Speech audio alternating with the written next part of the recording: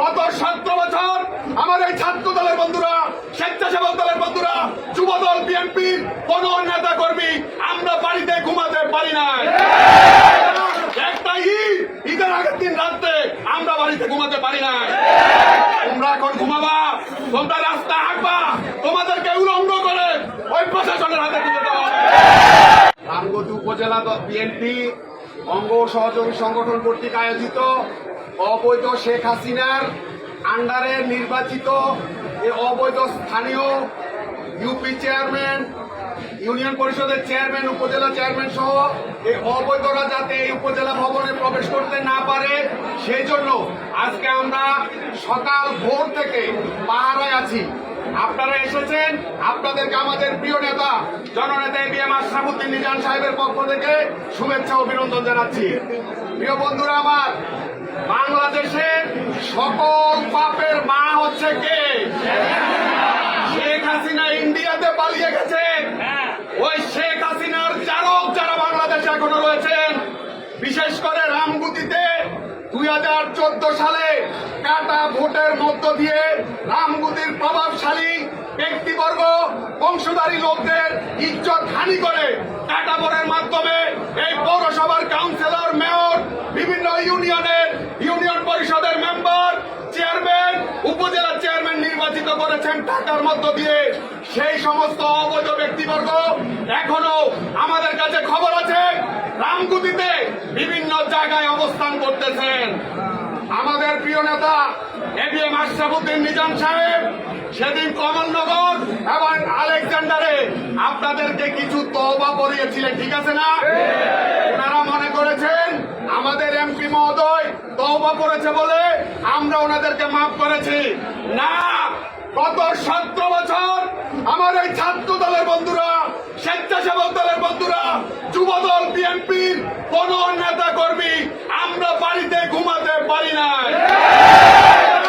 একটা ঈদের আগের দিন রাতে আমরা বাড়িতে ঘুমাতে পারি না।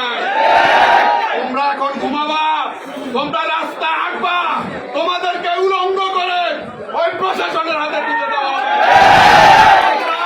নির্যাতন হয়েছি, আমাদেরকে ঘর থেকে, বাচ্চার কাছ থেকে তুলে নিয়ে জেল কাটানো হয়েছে।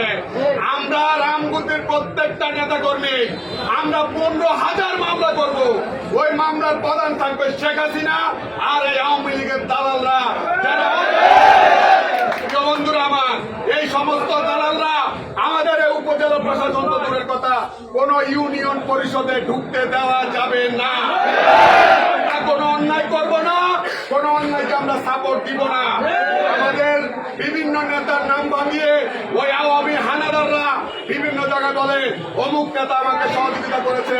প্রিয় বন্ধুগণ আমার, আমাদেরকে তোমরা কি সহযোগিতা করেছিলে? আমাদেরকে ঘুমাতে দিয়েছিলে? আমাদের বিচার হবে, 34 বছর তোমাদের জেলের ভিতর রাখা হবে। তোমাদের বিচার বিভাগ বুঝবে তোমাদেরকে রক্ষা করা হবে কি হবে না। আজকে এই জাতিসংঘের পুরস্কার যদি ডক্টর ইউনূস পায়, বাংলাদেশের পুরস্কার পাবে আশরাফ উদ্দিন নিজান। কারণ বাংলাদেশের এমন কোন জায়গায় থানা এখন অক্ষত আছে বলে আমাদের কাছে জানা নাই। অথচ এই রামগুতির পুলিশ প্রশাসন, সিভিল প্রশাসনকে মালা দিয়ে আমরা প্রশাসনিক কার্যক্রম শুরু করার জন্য আমরা সার্বিক চেষ্টা করেছি বিএনপি নেতৃবৃন্দের মাধ্যমে। কিন্তু আপনারা ভুলেছেন না, ভদ্রতা দুর্বলতা, নিজাম সাহেব ভদ্রতা দেখিয়েছেন। এখনো আমরা শুনি আপনাদের ছত্রছায়ায় কিছু সংখ্যক চেয়ারম্যান, কিছু সংখ্যক মেম্বার এই উপজেলা ভবনে আসতে চায়। আপনারাও সাবধান হয়ে যান, আপনারাই হচ্ছেন হাসিনার দালাল। এখন হয়তো ভদ্রতার কুকুর ধরেছেন, আপনারা সবাই সতর্ক হয়ে যান। আমি আমার নেতৃবৃন্দকে বলবো, কাউকে কোন রকম ছাড় দেওয়া যাবে না। দায়িত্বে প্রতিহত করবেন। আমাদের প্রিয় নেতা আমাদের সাথে আছে। আপনাদেরকে শুভেচ্ছা অভিনন্দন জানিয়ে আমি আমার বক্তব্য শেষ করছি। ধন্যবাদ।